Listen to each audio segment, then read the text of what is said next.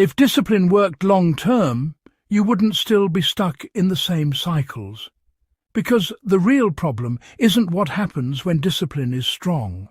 It's what happens when discipline runs out. And that's usually when the old version of you comes back. Maybe you've experienced this before. You decide things are finally going to change. You get serious. You become disciplined. You wake up earlier. You stick to the plan. You stay focused. For a while, everything works. You feel in control. You feel productive. You feel like you've finally figured it out. Then something changes. Life gets busy. Stress increases. Motivation drops. Your energy falls. And suddenly the habits start disappearing. The routines become harder. The old behaviours return. A few weeks later, you're wondering how you ended up back here again.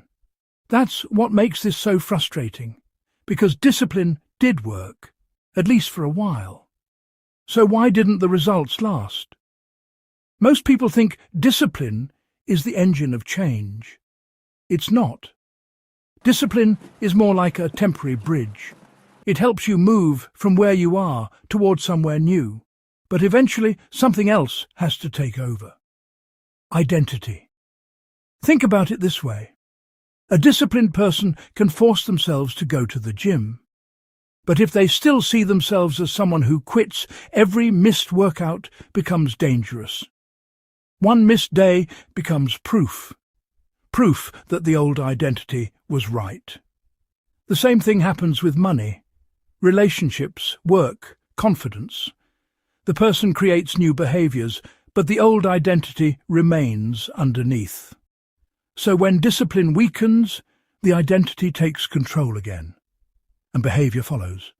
This creates a familiar cycle. Effort, progress, fatigue, reversion. Effort, progress, fatigue, reversion. Not because discipline failed, because discipline was carrying more weight than it was designed to carry. If this pattern sounds familiar, there may be less wrong with you than you think. Many people assume they keep failing because they aren't disciplined enough.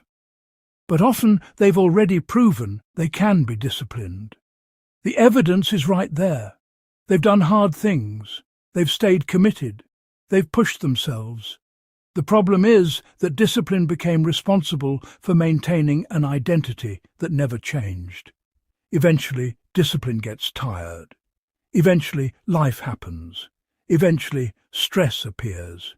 And when it does, people don't rise to their goals. They usually fall back to what's familiar. That's why identity matters so much. Identity is what remains when motivation disappears. Identity is what remains when discipline gets tested. Identity is what determines where you return. Here's shift number 1.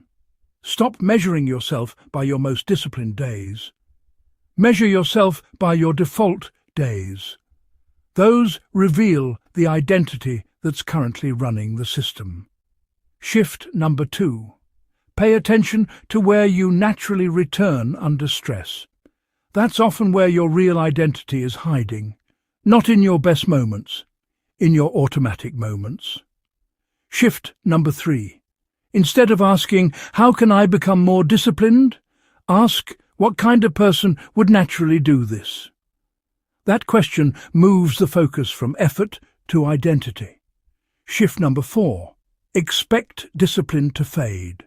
That's normal. The goal isn't endless discipline.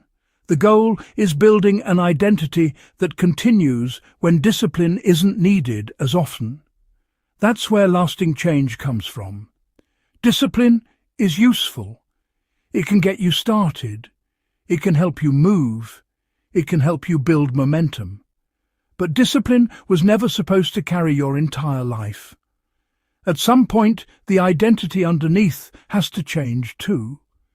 Because discipline can force behaviour for a while, identity determines where you return. And if you keep returning to the same place, that's probably the part worth paying attention to.